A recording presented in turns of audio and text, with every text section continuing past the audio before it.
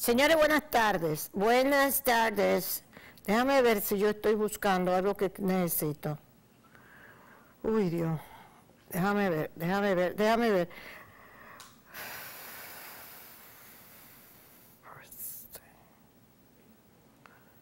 Ay, sí. Yo estoy buscando una cosa que les quiero enseñar, así que no se me desesperen. Debía haber buscado antes, pero creí que yo lo tenía por aquí. Bueno, el caso viene a ser lo siguiente. Señores, buenas tardes de nuevo. Me mandaron los...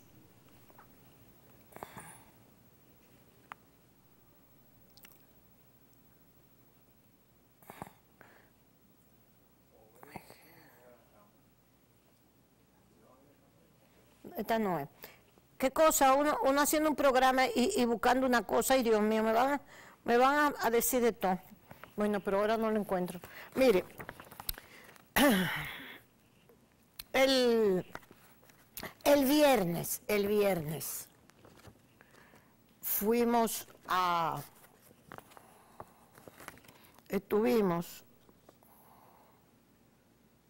en la bahía de Ocoa, o sea, en la playa, por supuesto.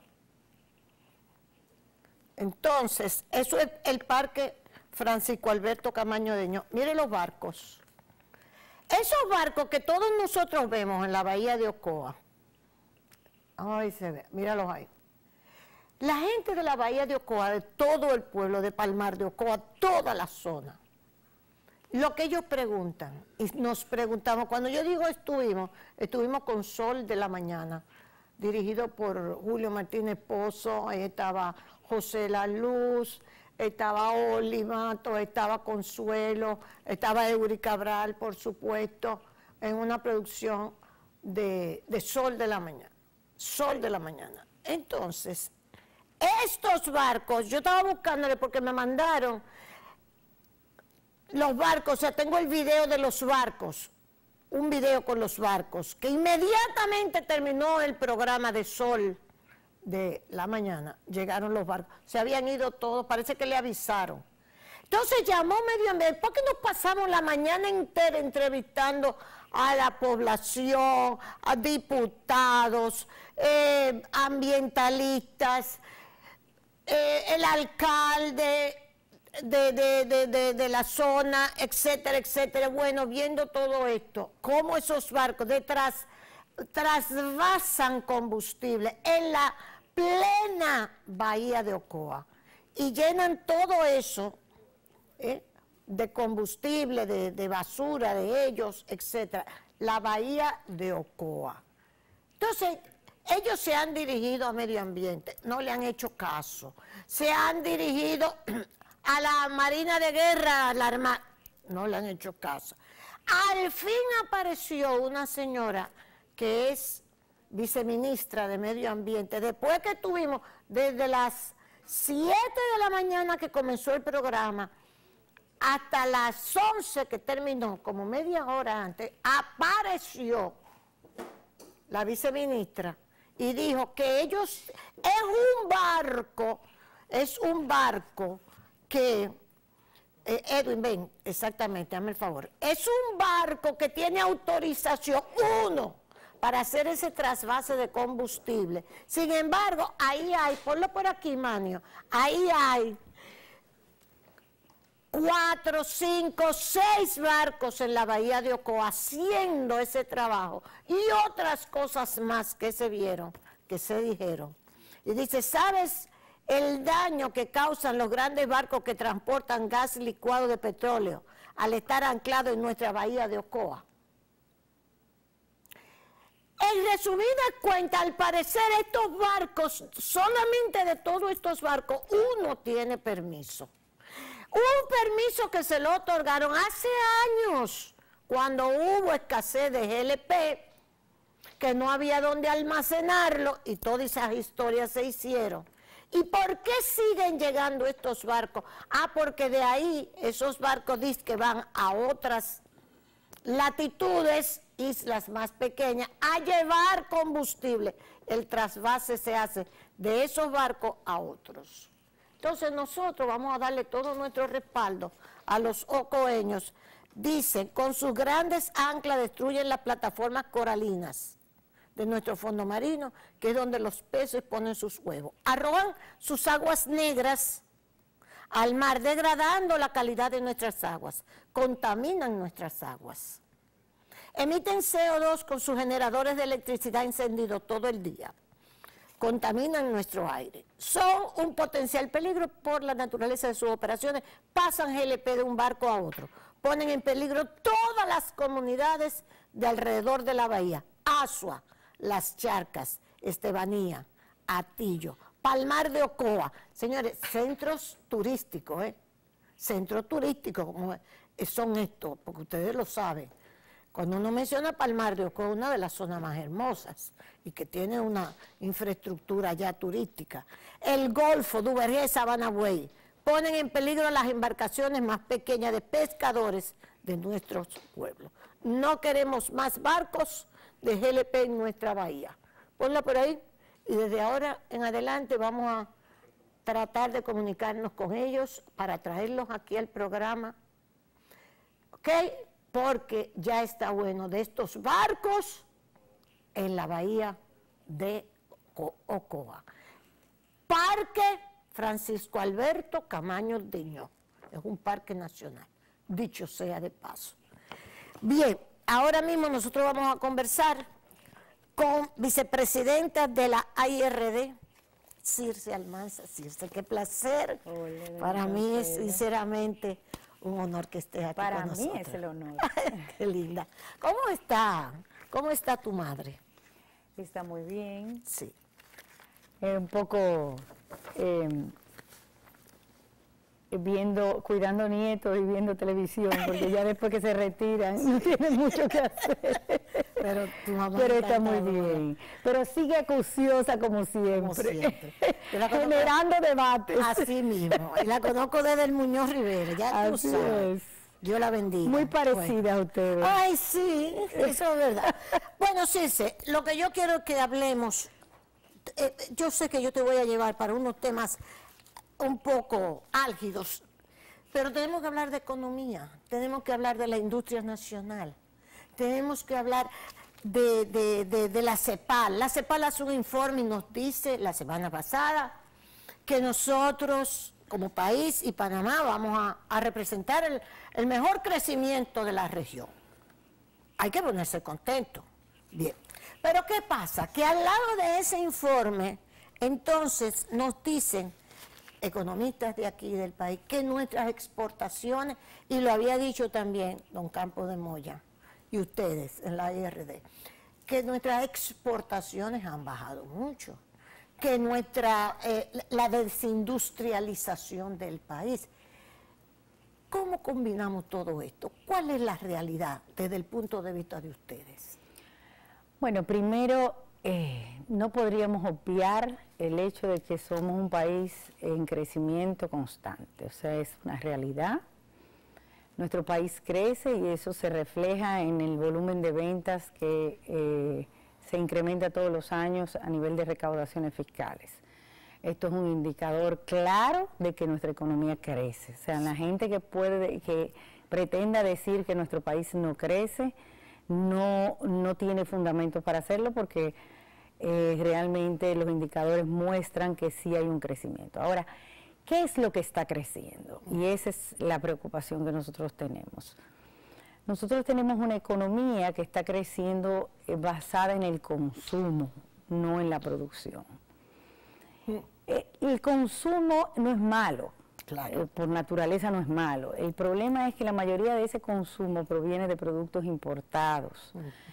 Y esto se debe a que, además de que hemos firmado acuerdos de libre comercio, la globalización va imponiendo un esquema en el cual los países con mayor economía de escala van acaparando los mercados en todos los países. No es algo ajeno a lo que sucede en la mayoría de los países con economías pequeñas. Así es. Pero precisamente por eso tenemos que esforzarnos más para evitar que el crecimiento de nuestro país se fundamente en recursos que provienen básicamente de inversión extranjera, de servicios, de remesas y sobre todo de endeudamiento, que es la preocupación mayor. Si bien nosotros tenemos unos niveles de crecimiento en todos los sectores de la economía, no es menos cierto que muchos de ellos se dan gracias a que la economía tiene un motor que lo empuja, que es el dinero proveniente del endeudamiento o proveniente de recursos que, como las remesas, que no dependen totalmente de nosotros, o sea, que dependen, que de hecho no debe ser una fuente de generación de divisas que nosotros debamos vanagloriarnos. Entonces, lo que proponemos son alternativas para que ese crecimiento venga acompañado de mayores fuentes de empleo, de productividad y también mayor valor agregado nacional. Exacto. ¿Qué es lo que estamos perdiendo? Si bien nosotros hemos crecido en nuestras exportaciones, cuando la desagregamos en la industria nacional hemos tenido una disminución y la industria nacional es la que genera mayor valor agregado. Cuando hablamos de industria nacional tendríamos que separar la minería, porque la minería sí ha tenido un crecimiento muy fuerte en los últimos años, pero la industria nacional, por varios factores, porque no solamente se debe a un hecho de que la producción dominicana no se ha incrementado, sino también el problema que hemos tenido con Haití. Han habido otros problemas que tienen que ver con los precios de los commodities. Nosotros exportamos gran cantidad de productos que dependen de los mercados internacionales, como el caso del banano, el cacao, y dependen del precio. Pero, por ejemplo, nuestra gran meta, y es lo que hemos estado tratando de que las autoridades vean, es que si nosotros promovemos el turismo, nosotros debemos promover un turismo más inclusivo que haga que la industria nacional provea la mayoría de los productos que consumen el sector turístico. Asimismo, con zona franca, si vamos a promover la zona franca, debemos generar mayor valor agregado.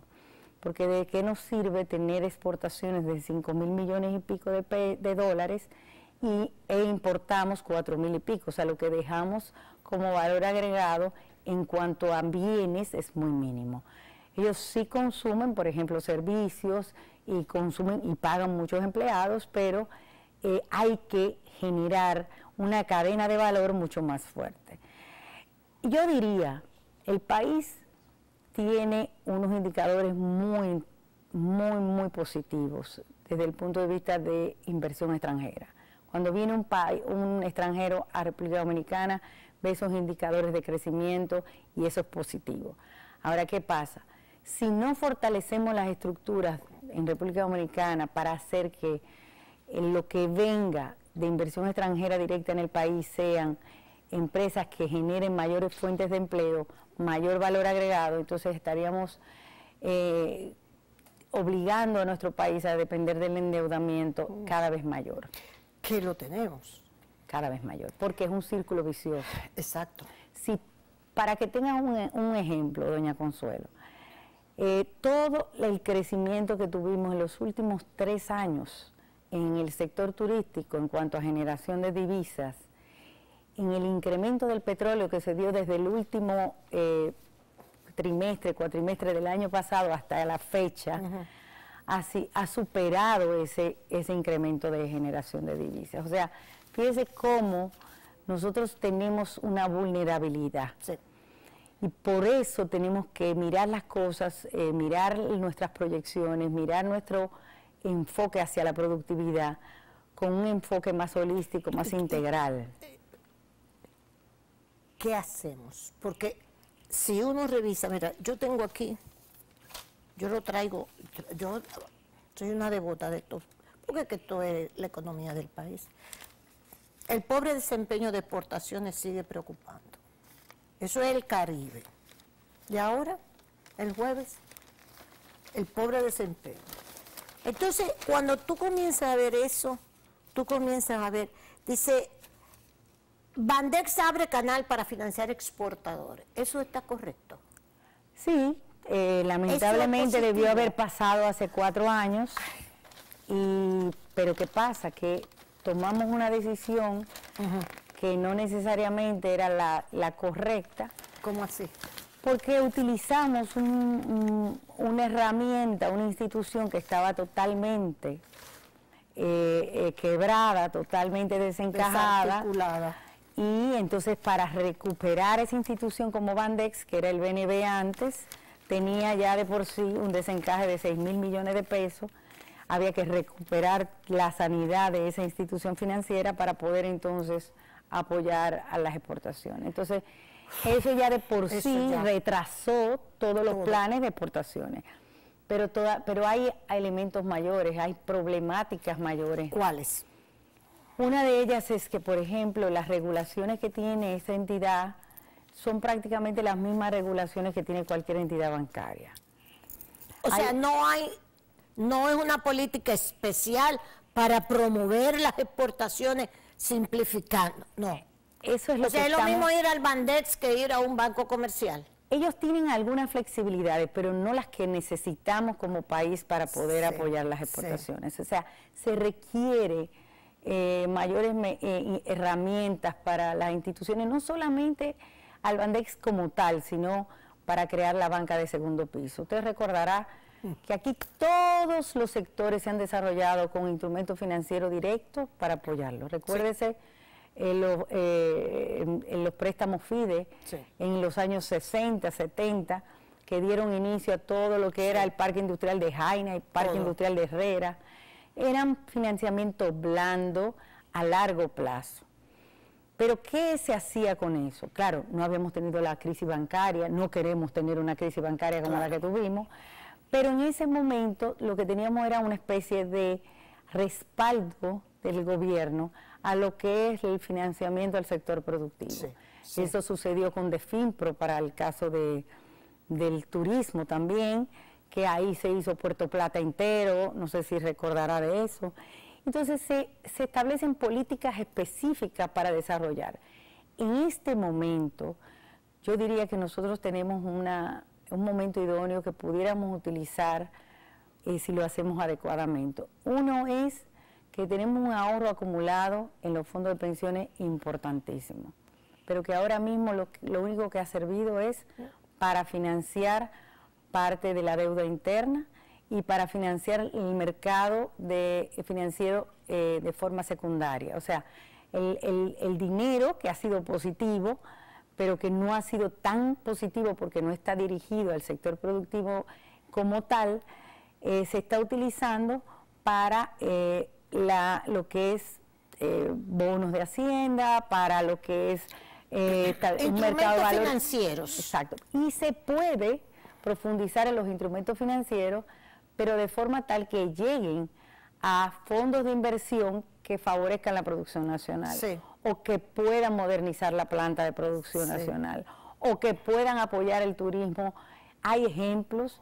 Lo que se necesita es implementar una serie de reglamentos que están pendientes de hacer, pero yo diría que lo más importante es... de reglamentos pendientes de hacer. Así es. Pero claro, estamos hablando de que la Ley de Mercado de Valores se aprobó el año pasado. Y todavía hay varios reglamentos que están pendientes. Se está trabajando en ello. Hay otras iniciativas como por ejemplo las garantías mobiliarias que se puede perfectamente utilizar para el desarrollo industrial y sobre todo el desarrollo de las pequeñas y medianas empresas. Pero hay muchas medidas que se pueden implementar si somos más ágiles, si no tenemos tanta demagogia, si no tenemos tantas instituciones haciendo lo mismo cada una por su lado. Una de las bondades que yo le veo a este esfuerzo de competitividad, que yo espero que realmente redunde en beneficio del país, es que estamos viendo cómo de nuevo nos estamos sentando en una misma mesa a ver todos los problemas. Dicen que hay 97 propuestas. Y faltan todavía, porque hay algunas que hicimos a nivel de otra comisión que todavía no se han conocido, estamos debatiéndolas. Pero, por ejemplo, una de las problemáticas que tenemos en el sector privado en general es la excesiva permisología, que te desvía la atención hacia la burocracia. Cada vez que se crea una institución, lo primero que hace la institución es crear, qué sé yo, cuántos permisos, regulaciones, que ya la tiene otra institución. Entonces tenemos, Por ejemplo, ahora mismo yo acabo de salir de una reunión de un producto que se utiliza para lo que tiene que ver con los procesos químicos de las grandes empresas. Y esa empresa tiene que solicitar 7 permisos para importar un material para producir, para vendérselo a una zona franca o a un hotel. 7 permisos para importar, pero luego tiene que acudir a otros permisos. Y sin embargo, esa zona franca que le compra ese producto, esa empresa dominicana, industria dominicana, con solamente decir que va a importar ese producto, no tiene que tener ninguno de esos permisos. Pues lo que estamos teniendo es un sesgo hacia la importación. Pero lo que yo digo, Circe, yo soy de la época, como comunicadora y como dominicana, de la época en que defendía aquel eslogan, el producto nacional para el mercado criollo. Yo creo en eso. Pues eso es lo que le da trabajo a la gente. Claro, y la gente no entiende eso. No lo entiende. Vino el modelo neoliberal, del cual yo soy una crítica, y lo que nos van a quebrar a todos para la ventaja de los más grandes. Ahí está. Lo que está sucediendo. Lo que está sucediendo en el mundo. Que Trump ahora lo quiere revertir porque él ha sido afectado. Afectado también, así mismo es. No lo entienden eso de Trump, ese loco, no. Él sabe lo que está diciendo. Entonces yo lo que digo es, cuando yo los oigo a usted, a mí me preocupa que los industriales, no los comerciantes, porque hay diferencia, o sea, qué bueno que haya comerciantes. Estamos hablando de la industria, los que procesan, los que añaden valor agregado, todo eso que estamos hablando. La industria se desenvuelve en condiciones que no se acaba de entender, que hay que facilitarle la vida. ¿Usted sabe por para, qué eso? Para el bien no es ni siquiera del industrial dueño de esta fábrica, del país, para que haya más gente trabajando y recibiendo un salario, gente consumiendo, gente saliendo de la miseria con un trabajo digno, no con un bono en los bolsillos. ¿Me entiendes? Entonces yo no entiendo por qué no se entiende. Porque yo pienso, y eso fue parte de un discurso que cuando Ligia se despidió, fue parte de su discurso. Yo entiendo que hay un problema ideológico. Sí. Y aquí hablándolo con doña Consuelo, sí, que sabe bien lo que pasa en esos aspectos. La gente entiende que el industrial por naturaleza es el gran oligarca. Sí. Es el que tiene todo, el que quiere, como el malo de la película. Quizá por temas históricos, porque por ahí venían las divisiones de la lucha de clase, porque ahí se creó todo ese... Exactamente. La burguesía. Y se vio que en ese momento era la gente, la clase trabajadora versus el industrial, que era el opuesto a los beneficios de la clase trabajadora. Lo vivimos. Pero cambió el mundo cambió. Y el mundo cambió a que hoy tengamos una economía dominicana y una economía en el mundo que está prácticamente manejada por la economía de servicios. Así mismo.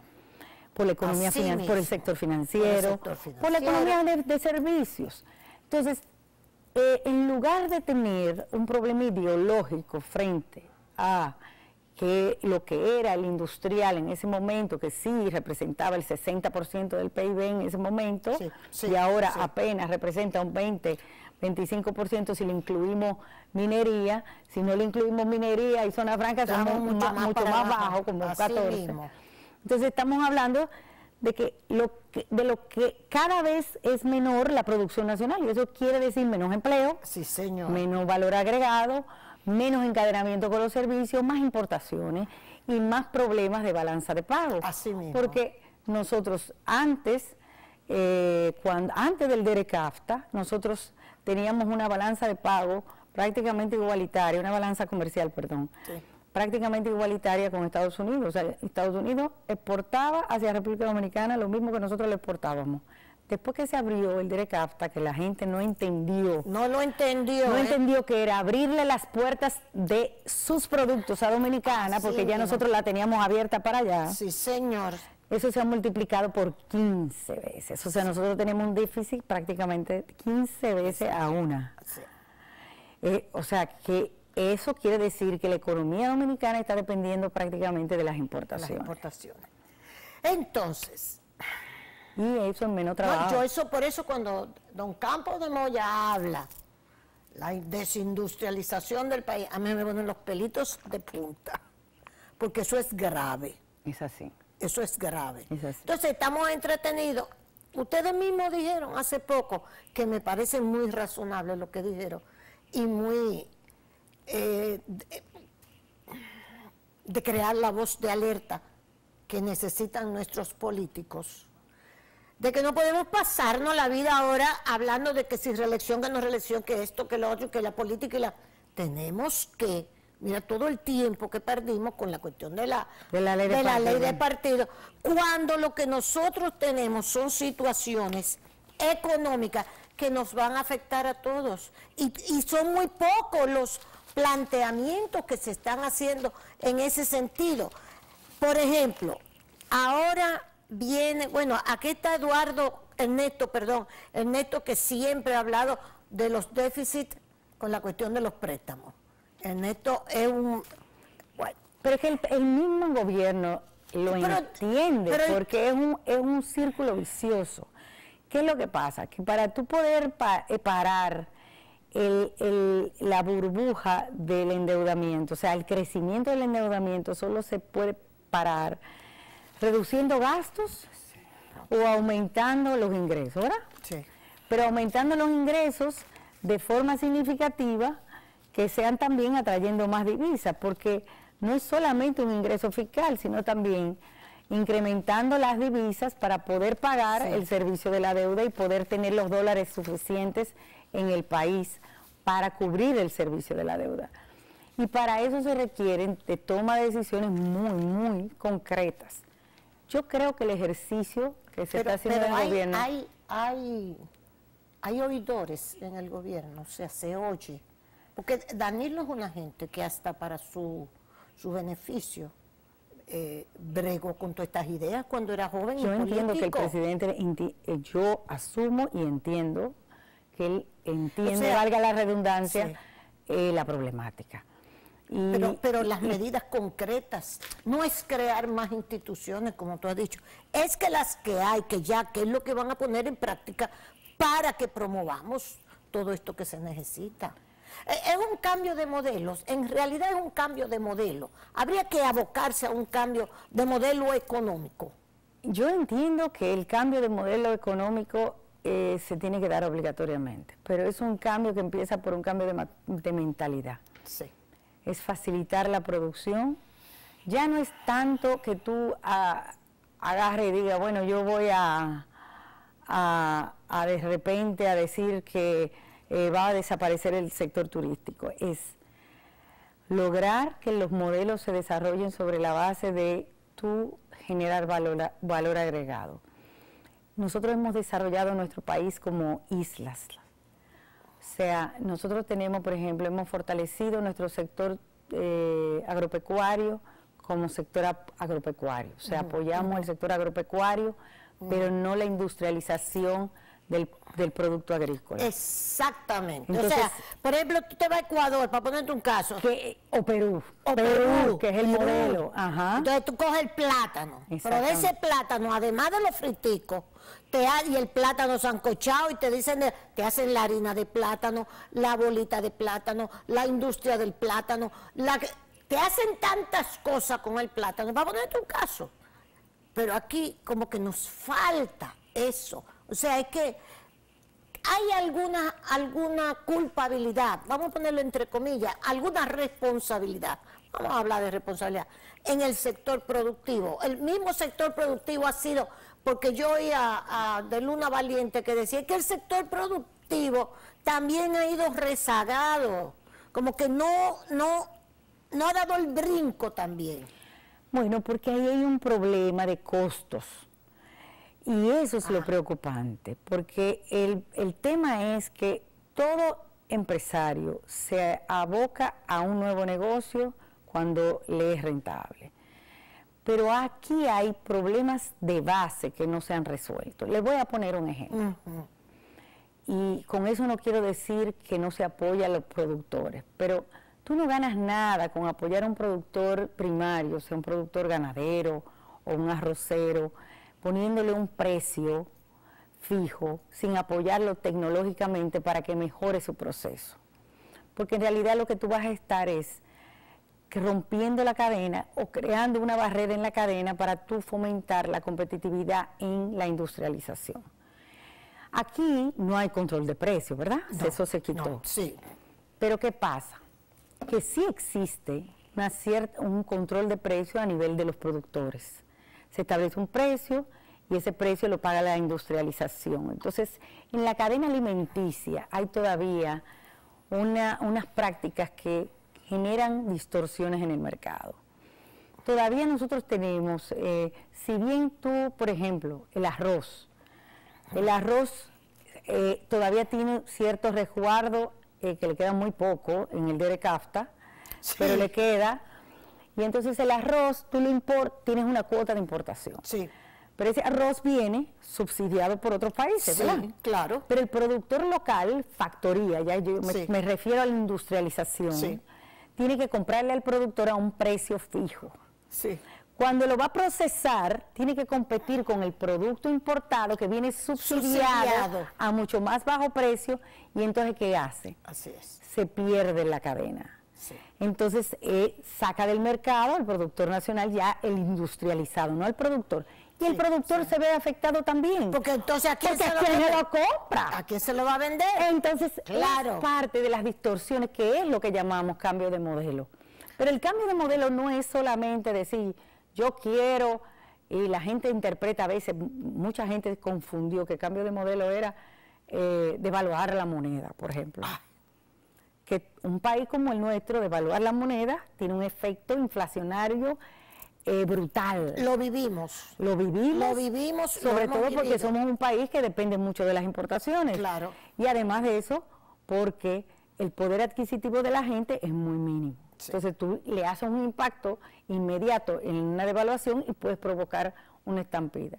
Entonces, ese no es el cambio que nosotros nos referimos. ¿Qué cambio nosotros puntualmente decimos?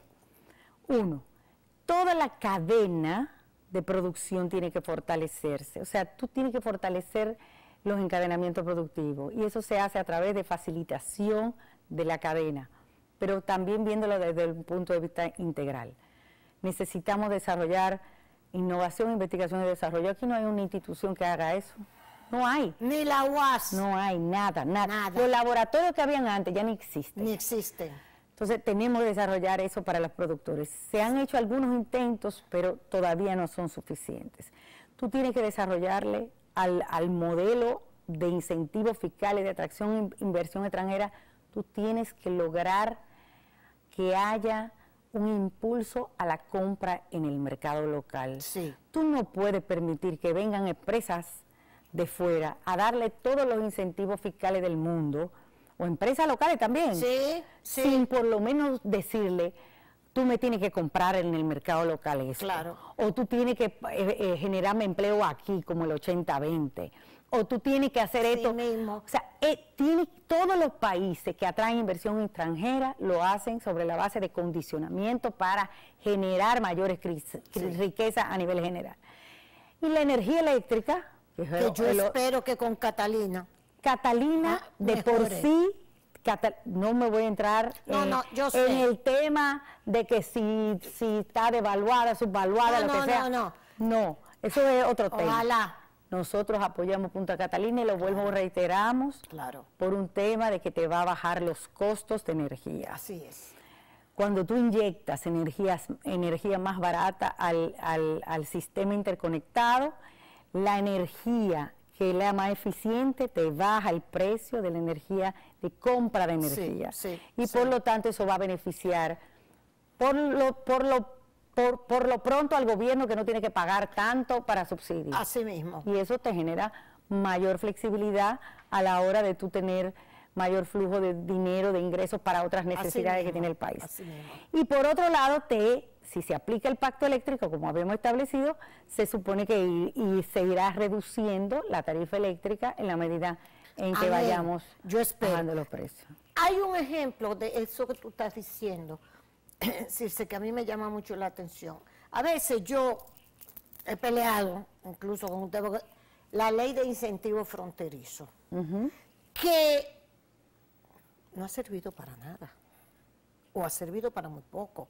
Yo que soy una devota de ese tema y que creo que la frontera se puede desarrollarla, y que podemos utilizar toda la frontera se puede desarrollar. Está la ley de incentivo fronterizo, que ha servido para muy poco. Si no, no voy a decir para nada, pero para muy poco. Y ustedes se han quejado de que ha sido mal utilizada también. Yo antes no lo entendía, pero yo creo, eso es así. Es que la ley, doña Consuelo, tiene 3 artículos.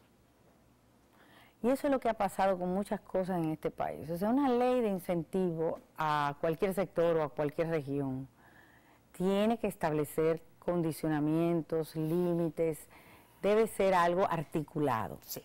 ¿Cuál es el problema de la ley de 2801 de zona fronteriza? Que fue una ley mal diseñada, mal conceptualizada. ¿Por qué? Porque lo que te dice es simplemente estarán exentas de todos los impuestos de ahora y en el porvenir las empresas que se instalen en la zona fronteriza. Pero no te dice que tiene que tener empleos allá, no te dice qué pasa con todo lo que es los impuestos para la comercialización, que ahí fue que se generaron las distorsiones. Sí. Porque cuando tú vas a competir en un mercado, tú tienes que tener cierta igualdad de condiciones para vender, para mercadear, no necesariamente para producir.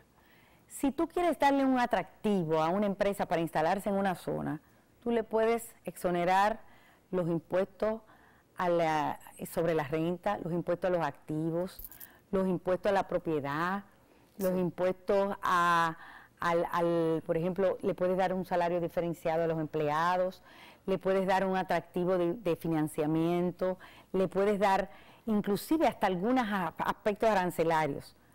Pero cuando tú empiezas a decirle, mira, tú no tienes que pagar el impuesto a la circulación de vehículos de los camiones, las placas de la primera placa, que ya de por sí un 17%, tú tienes una empresa que está ubicada en la zona fronteriza que te vende en Punta Cana con mejores condiciones. Claro. Porque ese camión, ese combustible, todo eso que utilizó para la cadena de distribución está exenta de impuestos. Sí. Y cuando te colocas en una balanza, tú lo que estás perdiendo como país. ¿Por qué? Porque tú le estás ampliando el mercado a una empresa que no paga ningún tipo de impuestos. Pero tampoco está dejando mucho beneficio, ni de mano de obra, ni de materia prima. Que tiene un 80% de sus empleados fuera de la zona, porque su mayor fuente de empleo es la cadena de distribución nacional, que no está condicionada a exportar tampoco, porque no exporta. Y además de eso, que tú tienes, está decreciendo las otras empresas que pagan. Entonces tú dejas de ganar impuestos por las otras empresas que sí pagan, porque van perdiendo mercado. Entonces, los incentivos tienen que verse de una forma más integral. Tú tienes que hacer que lleguen las inversiones a los sitios, hacer que crezcan los pueblos, pero no en detrimento de lo que tú te ingresas. Y a veces somos muy miopes en ese sentido. Nosotros no estamos en contra de incentivos a la zona fronteriza. Nosotros, de hecho, la ley de turismo, de incentivo turístico, establece todos los incentivos para esa zona también. Y ojalá que se desarrolle, porque para todo lo que se desarrolla en turismo es beneficio para la producción nacional si podemos venderle de la forma fácil como lo queremos hacer. Sí. Porque ahora mismo hay muchísimas trabas para venderle. Sí. Porque eso es parte del problema. O sea, la mentalidad de no darnos cuenta de que estamos perdiendo oportunidades simplemente por medidas administrativas. Sí, sí. Pero no confundamos. Nosotros queremos el desarrollo de la zona fronteriza. De hecho, apoyamos cada vez que se conocía una empresa agrícola de vocación exportadora en la zona fronteriza. Nosotros lo apoyamos todas las empresas bananeras y todas las empresas de sorgo, de muchísimas empresas que se instalaron ahí para fines del mercado local y de exportación de productos, aguacates. Aguacate, que son... Todo eso lo apoyamos nosotros. Lo que nosotros estamos en contra es que tú le des un tratamiento de incentivos fiscales diferente a una empresa industrial que compite en el mismo mercado. En el mismo mercado. Eso y entonces esta sí está pagando y la otra no. Nada. O sea, ITEVIS, sí. impuestos al consumo. Y la otra sin reportar los beneficios. Exactamente. Porque eso es lo más importante. Si estuviera reportando los beneficios para la zona, pues amén.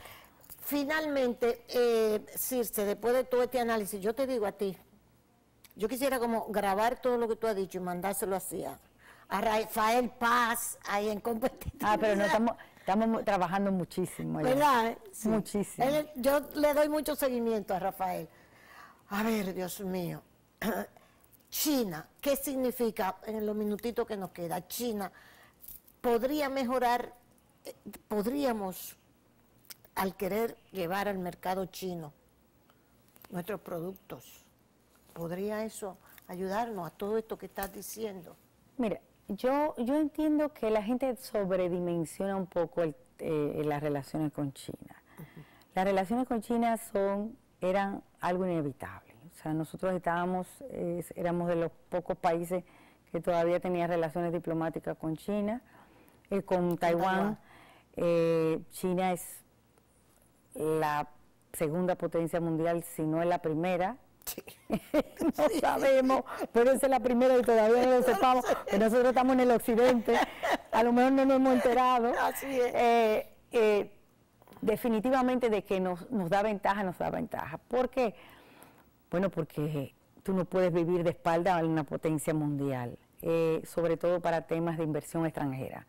Es muy importante tomar en cuenta lo que puede provocar China en inversiones para República Dominicana.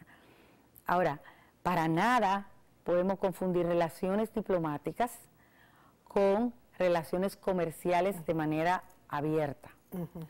Ya de por sí nosotros vimos el efecto que causó en nuestras balanzas comercial con Estados Unidos el DERECAFTA. Sí. Nosotros no, imagínense si eso es Estados Unidos, que tiene unos niveles de producción mucho más, con estándares mucho más costosos, con costos de producción mucho más altos que los de China. Imagínense si nosotros nos atrevemos a pensar en acuerdo de libre comercio con China. Ay, María, entre en todo. Entonces, ¿qué va a haber ponchera plática? Aquí se queda esto sin nada de producción. Nada. Y tomemos en cuenta que para poder aprovechar el mercado turístico para los chinos, o sea, que los chinos puedan aprovechar nuestro mercado turístico, hay que ajustar muchas condiciones. O sea, los chinos van a donde le dan comida china, pero de la China de verdad. Y además de eso, ellos tienen muchísimas playas preciosas por esa zona. O sea que no nos hagamos tantas ilusiones. O sea, para mí, el hecho de que tengamos por lo menos el apoyo financiero, el apoyo de inversión extranjera, el apoyo de compañías de infraestructuras de China, es positivo. Con eso nosotros vamos a llegar a tener más ventajas. Ahora, creer que es la panacea y que nosotros ahora todo va a cambiar. Sí podemos exportar a China, pero sin un desarrollo productivo no vamos a poder aprovechar los mercados. Circe, y la última, ahora sí es la última, reforma fiscal. ¿Cuál? ¿La que estamos viviendo diariamente o la que viene? Diariamente, todos los días. Porque nosotros todos los días tenemos una reforma fiscal. Bueno, pero tú sabes que se ha dicho que sí, que entonces, que dice Magín que es lo que va a cobrar en los cuartos y estamos, hasta la clase media. ¿Usted sabe cuántas normas ha aprobado la DGI en los últimos 8 meses de cambios de la estructura impositiva? Aproximadamente 28 normas. Ay, Dios. Todas y cada una de esas normas implican una reformita fiscal. Es verdad. Sí. Pero para cobrar más. Claro. Y lo apoyamos. Y lo apoyan. Y lo apoyamos. Pero lo que pasa es que nos agobia un poco. ¿Verdad? El tema es que eso se hace para lograr mayor eficiencia y mayores cobros. Okay. Y eso es importante. Bien. Lo que pasa es que el que paga, entonces se agobia más porque hay un cambio de regla de juego y entonces nos genera muchas incertidumbres. Exactamente. Problemas económicos. Nosotros la clase media estamos Magín y todo su equipo, porque tiene un equipo excelente, o sea, es un equipo impresionante, porque piensan 2 veces más para adelante que nosotros. La verdad que no tienen a jugo. Todo el tiempo trabajando, pero muy bien. Dicen que el presidente le ha dicho al señor Magín que no reforma. Así, no, es que no. Que no. Bueno, a pesar de que tú dices, bueno, si uno se pone a ver, hay las reformitas, pero mayor eficiencia. Ahora, por ejemplo, ese ITEVI, ese anticipo del ITEVI, ¿eso es algo mortal? ¿Eso descapitaliza a todo el mundo? Eso no debería, que fue un impuesto que se suponía que era transitorio. Transitorio. Nada transitorio. Nada, es verdad. No, hay que hacer algo. No. Y la ley lo establece, hay que hacer una reforma integral. Pero más que nada la reforma integral implica todos los procedimientos de manejo de impuestos. O sea, el título 1, que es lo que se llama todo el procedimiento de recaudaciones, incluyendo otros aspectos, hay que cambiarlo. Pero también la parte del gasto, que es muy importante. O sea, hay que eliminar las duplicidades, lo hemos dicho. Sí. Aquí se gasta y se malgasta mucho dinero. Y el control de la evasión. Se ha avanzado mucho, pero todavía falta mucho. En la evasión. La evasión, es impresionante. Todavía se hablaba del 40 en el ITEVIS. ¿Sería prudente ponérselo a todo entonces? Es que está causando muchas distorsiones. Quizá podríamos dejar los productos agrícolas, algunos productos, pero es que en la medida en que tenemos tantas exenciones, se generan muchas distorsiones y eso crea muchos mecanismos de evasión. Pero lo más importante también es resolver problemas puntuales. Hay problemas en las importaciones de courier. Nosotros le hemos dicho, ¿cómo es posible que tú le estés exonerando todo lo que viene de fuera y eso no quiere, es sin ITEVI? Y a lo de aquí tú se le cobra el ITEVI. Tú estás acabando con todos los comerciantes, por Dios. Por cierto, hasta Trump ha dicho eso. Ellos mismos están reformando, ellos pusieron eso. Pusieron eso. Dijo que Amazon era una competencia. Que los productos de China que vienen, Entonces, esas son distorsiones que hay que corregir. Claro. Y asimismo también tenemos que buscar la forma de garantizar que todo el mundo pague. O sea, que paguen algo, los profesionales liberales, que paguen también las empresas de todo tipo, o sea, que lleguemos a un tope para los incentivos fiscales, que no tengamos los incentivos para toda la vida, porque también todo. Bueno, entonces resumiendo, ver el todo para la cuestión de la industria nacional. Tenemos que entender que tenemos que crear las condiciones, las facilitaciones, vamos a llamarlo de alguna forma. No estamos hablando de privilegios, ni mucho menos. Facilitar, que no haya duplicidad, que eso es grave. Y apoyemos apoyemos lo nuestro. Lo nuestro. Mire, qué orgullo uno siente cuando uno ve en una góndola en Estados Unidos un producto dominicano así o mismo. En España.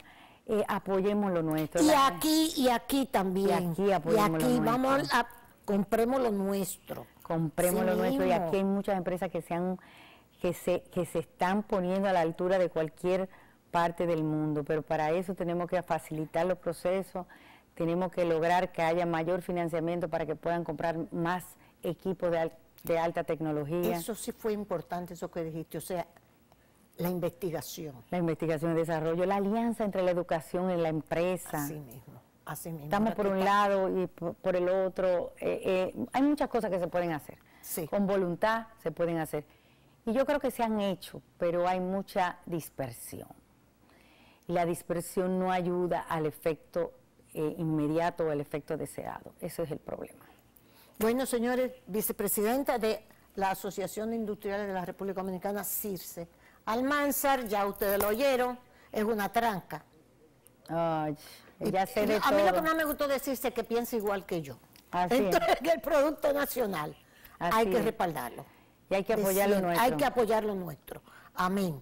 Entonces ustedes recuérdense que nosotros estamos apoyando lo nuestro con el Grupo Rica, por supuesto. ¿A que es nuestro? Que no es, adiós, pero por ahí es que yo empiezo. Eso sí es de la Plaza Lama con don Mario y doña Elsa. Que es nuestra también. Señor, fajado. Eso está fajado siempre. Y todos los hijos. Martes gratis de Óptico Oviedo, eso es mañana.